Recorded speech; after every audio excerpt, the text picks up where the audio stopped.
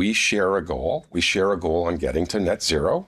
Let the clown college begin. Welcome back to Moose and Loose. My name's David. Today we've got Mark Carney meeting with the premier, the second in command in China, and well, he signing a bunch of documents. It's actually the minister signing documents. His body language and his giant smile say it all, grinning ear to ear. He is so happy to be in China. We've also got Carney touring a few companies, adding another company to his direct conflicts of interest. Let's jump into this. So starting it off here, we've got Mark Carney meeting with all the Chinese officials. I'm very happy to receive you, Prime Minister Carney, here in Beijing. This is the most Chinese room I've ever seen in my life. We're going to skip over most of his remarks. First of all, a very warm welcome to you on your visit to China. I still remember in September last year, we jointly attended UNGA, and on the sideline of the General Assembly, we had a very good talk. I still recall. So the Premier of China just say, oh, we talked to you before and we invited you. And then Carney basically saying the same thing back. It's a whole lot of nothing. But looking on the other side here, so we can see Minister Sidhu. We got Tim Hodgson, Melanie Joly's over there, right next to Mark Carney, Scott Moe. The reason why Scott Moe's over there is because I don't think he trusts Mark Carney to get the job done. So he wanted to go over there himself to make sure the job gets done, getting the tariffs removed off of canola and peas, everything affecting people of Saskatchewan. We've got Anita Nand. I don't know who this guy is. I don't know who she is. We've got Michael Ma and a couple others. Oh, and just off camera here is Cody Blois right over here.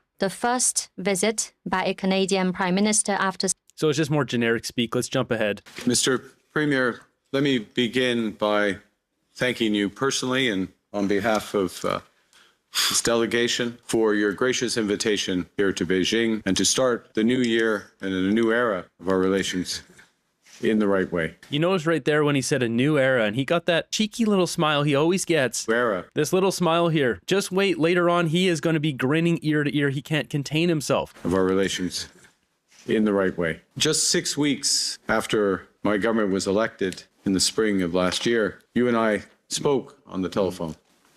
And that conversation, one of respect and openness, created the pathway for our meeting in New York on the margins of UNGA. And the progress we made there created the opportunity for me to meet with President Xi Jinping. Under your leadership, President Xi's leadership, our teams have worked hard in the subsequent weeks and months. It's another one of those cheeky little smiles. I don't like what this guy's up to. Timed perfectly with Mark Carney's visit, we've got Carney's arrival in Beijing coincided with top-level Communist Party meetings that dominated half of 30-minute nightly newscast on propaganda Chinese television here. I mean, look at this. They bring them all in like, oh, good little subservient local leaders. Here are the rules from the master Xi Jinping. Like, come on. This is who we're going to get involved with?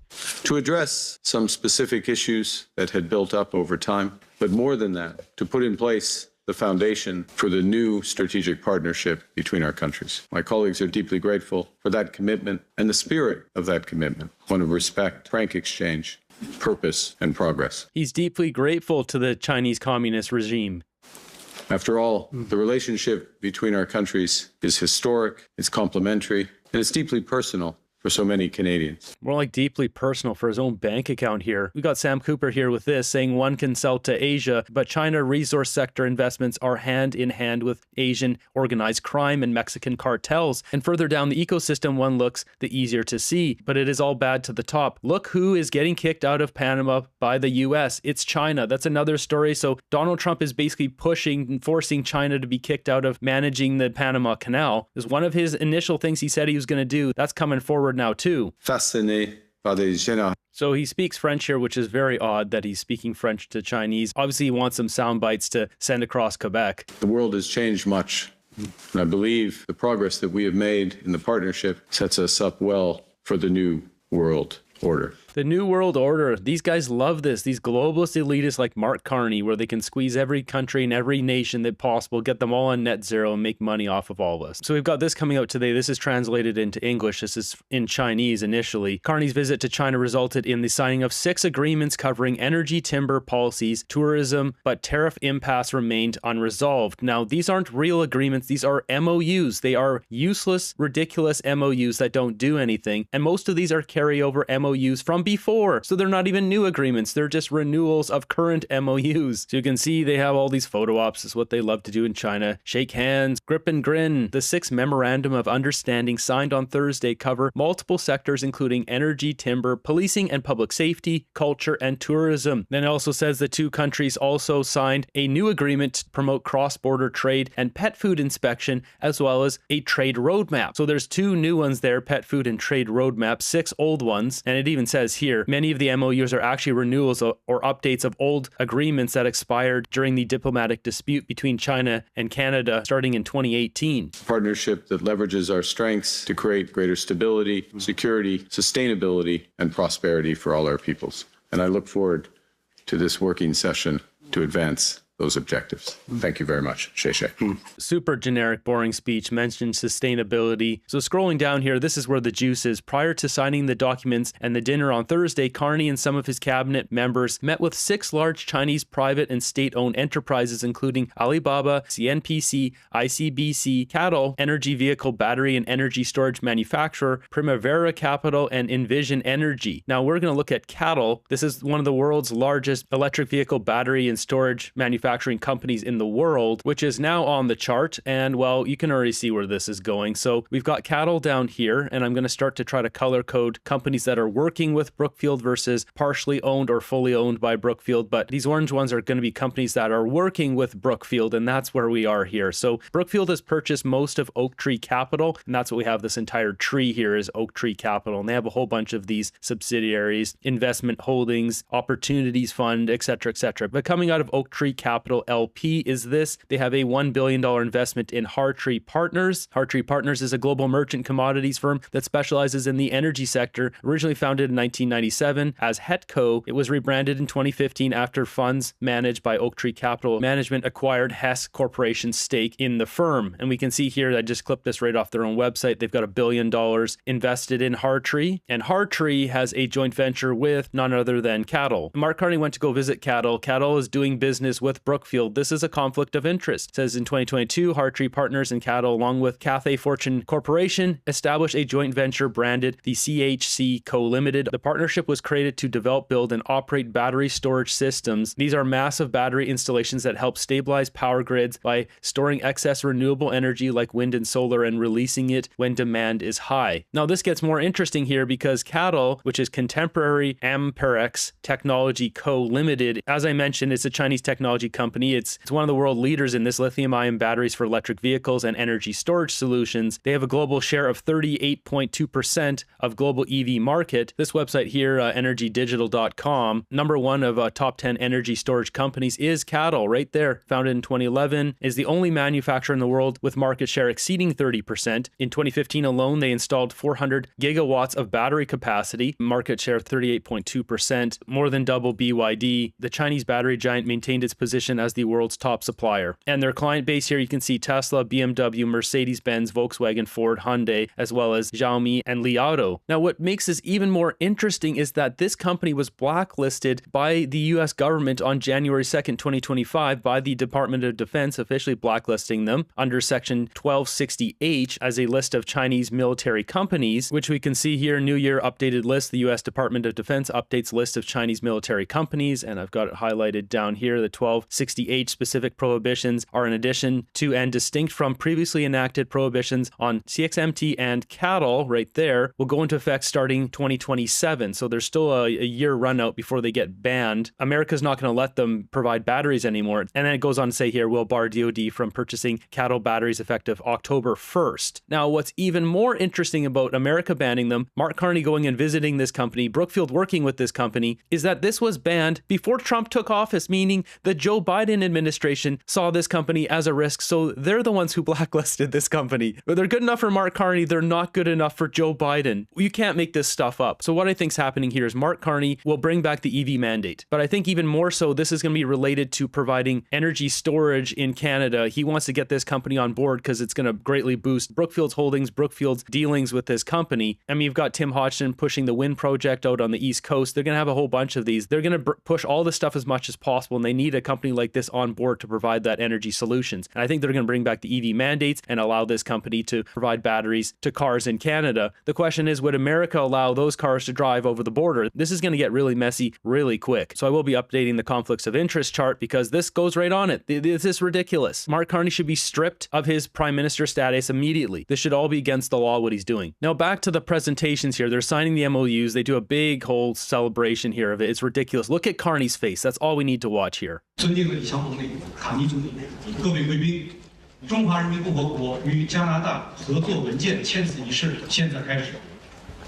You can just tell, I've been studying this guy's face for far too long. He can't hold the smile. It's about to break out. His one eyebrow starts to flare up like that. You can see his little jowls there squeezing. He's holding it in. His Excellency Premier Li Qiang, Honorable Prime Minister Carney, distinguished guests, the signing ceremony now begins. 请李强总理和卡尼总理 He couldn't hold it. He couldn't hold it. And this just gets worse as this goes on. 见证签署8个部门。 Premier Li Qiang and Prime Minister Carney will jointly witness the signing of 8 documents. 首先， So there's the 8 documents I just mentioned. They're a whole lot of nothing. Tim Hodgson comes in. 请中国的住建部、猕猴和加拿大能源和自然资源部部长。 What is he laughing about? There's no deal here. This is nothing. This doesn't bring any prosperity to our country. Why is he so happy? 郭积芬签署现代木结构建筑合作亮点备忘录。 Well, they will sign the MOU. So we'll skip ahead. There's Carney again. 请交换。 Please exchange.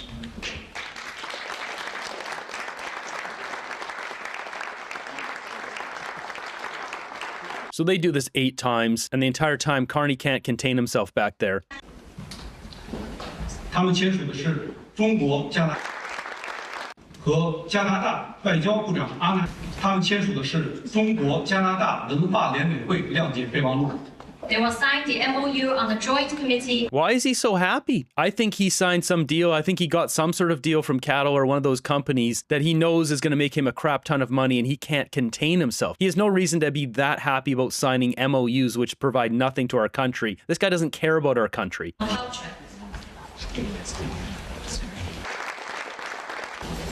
So I'm not sure who this guy is, but he makes a big mistake.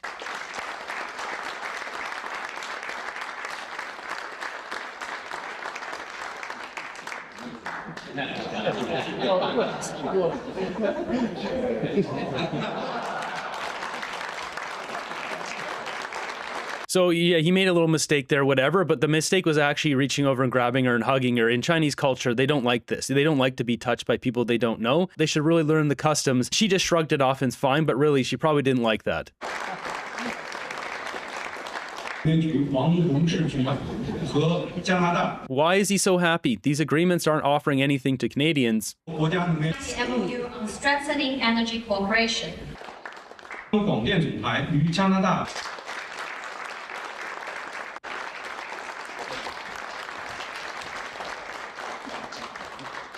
Pretty darn happy for achieving nothing. Afterwards, we got Tim Hodgson and Melanie Joly basically telling us what they're really there for. In the joint statement, the joint roadmap today that was released by both countries, you welcomed investment in a number of areas, including energy. In 2012, the Canadian government shut the oil sands off to further investment from China. That was in 2012. Are you open to more investment from China in the oil sands now? So today, China is a major investor in the oil sands, both as an operator and as a passive investor. They desire to have more of our energy. As long as they're a responsible producer, we're open to more investment from China. Can I ask you to clarify that answer, please? The 2012 policy walled off new investment, and you say they're an active player today. Sure, because of previous investments. Are you open to changing the Investment Canada Act to bring in new, more Chinese investment in the oil sands? Look, they're already major investors. They have the opportunity to Right. increase their production. If they, like anyone else, is going to invest in new operations, they would go through the Investment Canada Act. But let me be clear. We are here because we share a goal. We share a goal on getting to net zero. We believe we have lots of common interests with respect to how we use clean energy to get there, and we have common interests around how to get there on a conventional basis.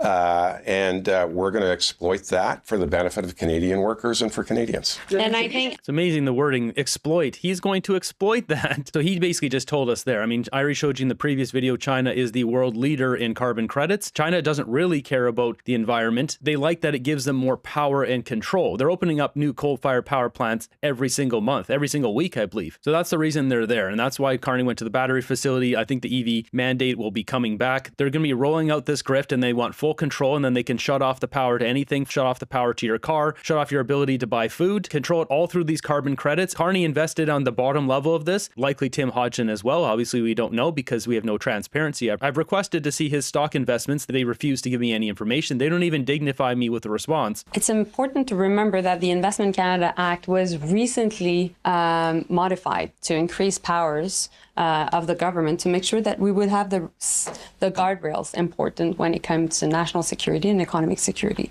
So there's no need. Oh, please talk about national security. China is so corrupt. They helped campaign for you guys during the election. Even the media is calling this out. Win-win. We're using burner phones for the first time when we covered this because China spies on journalists and businessmen. China intercepts communications. Is China really the right kind of partner for Canadian industry? Listen, we've been clear-eyed.